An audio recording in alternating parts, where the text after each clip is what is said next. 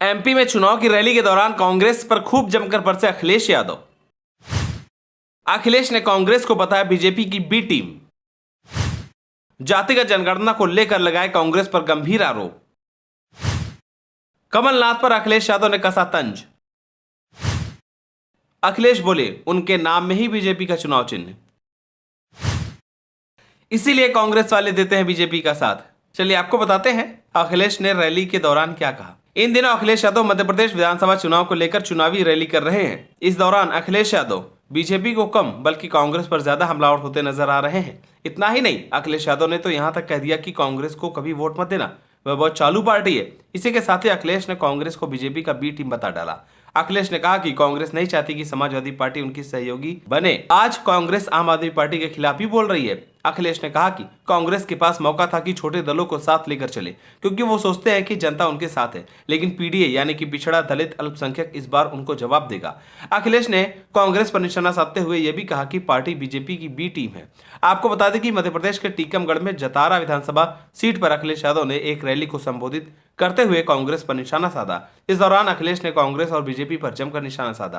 अखिलेश ने कहा कि कांग्रेस और बीजेपी अब पीडीए यानी पिछड़े दलित और आदिवासी वर्ग को लुभाने के लिए जातिगत जनगणना और आरक्षण के बारे में बात कर रही है, लेकिन यह कांग्रेस ही थी जिसने जातिगत जनगणना को रोक दिया और मंडल आयोग की रिपोर्ट को लागू करने से इनकार कर दिया था। अखिलेश ने कहा कि बीजेपी भी वही रास्ता अपना रही है। अखिलेश यादव ने कहा कि कांग्रेस और भाजपा जातिगत जनगणना आरक्षण के बारे में बात कर रहे हैं। जैसे जैसे चुनाव करीब आ रहा है, दोनों दलों को पीडीए की ताकत का एहसास होता है। उन्होंने कहा कि समाजवादी पार्टी जातिगत जनगणना, अन्य पिछड़ा वर्ग के लिए 27% आरक्षण और महिलाओं के लिए मध्य प्रदेश सरकार की लाडली बहना योजना से बेहतर योजना के पक्ष में है, क्योंकि सहायता प्रतिमाह 3,000 रुपए होगी। इसी के साथ ही अखिलेश ने मोदी सरकार पर निशाना साधते हुए दावा किया कि अग्निवीर योजना के तहत सशस्त्र बलों में भर्ती होने वाले शहीदों का दर्जा या वित्तीय सहायता नहीं मिलेगी।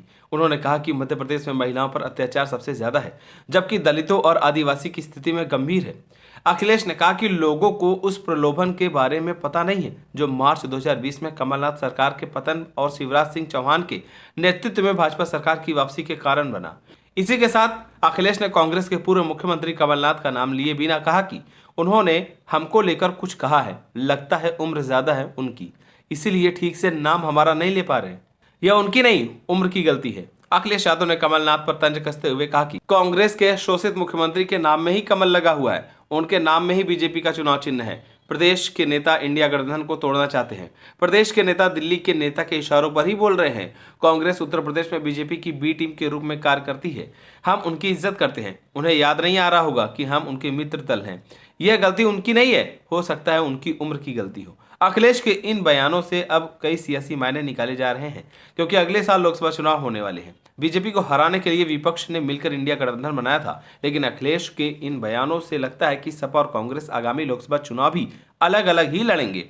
वहीं जब अखिलेश यादव ने मीडिया से पूछा कि क्या अब लोकसभा का चुनाव आप कांग्रेस से अलग लड़ेंगे, तो इस पर अखिलेश यादव ने जवाब दिया, मैं यह बात नहीं कहता हूं, लेकिन हमें उन्होंने मध्य प्रदेश में साथ नहीं लिया, जबकि हम तो उनके साथी दल थे। वैसे उन्होंने अच्छा ही किया जो हमें छोड़ दिया, अगर वे हमें बाद में छोड़ते तो हम कहीं के नहीं बचते। अखिलेश के बयानों से तो यह साफ हो गया कि इस चुनाव के लिए दोनों दलों में तालमेल नहीं होने वाला है।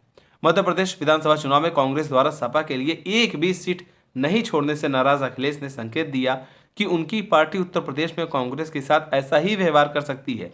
फिलहाल अब देखने वाली बात होगी कि चुनाव में यूपी में कांग्रेस और सपा का क्या प्रदर्शन रहता है। आप सभी को क्या लगता है, जिस तरह से अखिलेश यादव कांग्रेस के खिलाफ बयानबाजी कर रहे हैं, क्या वे यूपी में कांग्रेस से हाथ मिलाएंगे या नहीं? हमें कमेंट कर जरूर बताएं।